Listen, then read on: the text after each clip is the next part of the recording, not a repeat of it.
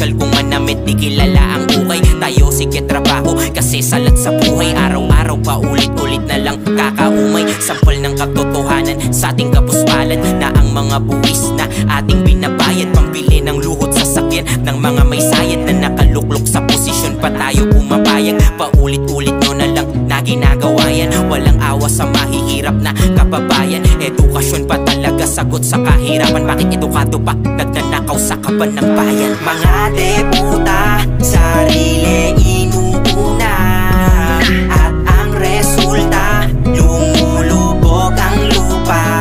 Sa katubigan o nasaan mundong kinuha, nagkakagulo na yung bansa. Isipin nyo, Pilipino muna. Isang rallyista, hindi kayo ang magkalaban. Bakit kailangan humantong pa sa patayan? At ang kalaban, mga taong pinagnakawan, kaban ng bayan, ng ating inang bayan.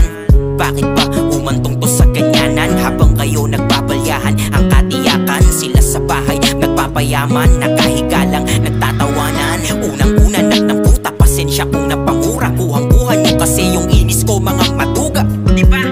Yan ang katotohanan, mga matubang kapwa-tao ninyo ay ginagawang tau-tauhan. Mga magulang ginagamit na tungkulan, pinagpaguran ng taong bayan ang pinagkukunan ng yaman nitong mga gago na batugan. Sarap batukan, dapat ay hinahatulan. Mga deputa, sarili inuuna, at ang resulta lumulubog ang lupa.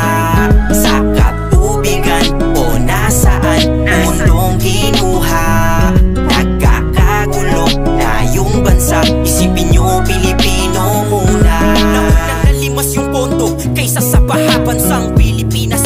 May pag-asa pa kaya kung nasa posisyon?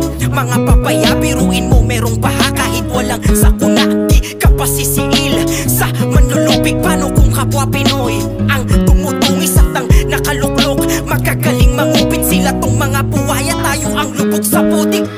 Mga ganit, mga manggagamit, nanganganib Pilipinas dahil sa pasakit nabigay sa atin. Ilan bang salinahi pa ang dadanasin? Yung ganto kalalang korupsyon, limpak-limpak na salapi at bilyon-bilyon. Blood control, kalusugan at edukasyon, may pangpondo na sana sa halagang iyon. Mga